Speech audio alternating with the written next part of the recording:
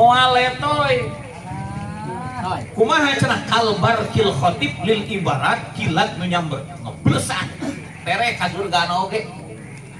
bahkan anu nyarioskeun jelema anu maot keur ka aya sok ngaji mah teu nyaho sirot-sirot acan cenah nyaho udang teh di surga weh cek mana di awang teh bisi ieu mah di awang teh nah urang masa teu wau jeung nu nanya asa teu ngahiji jeung batu ngajembatan sirot saudara bare teh keur ngaji teh aya sirot aya nu jero kubur urang mah nyaho geus diendah-endah gitu nah itu teh di antara kaos gitu Taman anggur. Ayo taman anggur di Kukulu itu. Wayu saru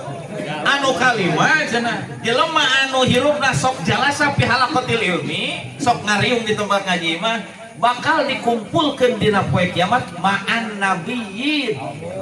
dikumpulkeun ge moal jeung RT jeung para nabi ada imah RT na sok ngaji berarti RT na bareng jeung para nabi Hidup RT ngaji. Kita RT Kismani RT kabagi dua aya nu kumpul jeung RT deui nu kumpul jeung para nabi RT nu kumpul jeung para nabi mah RT nu sok ngiluan ieu jagat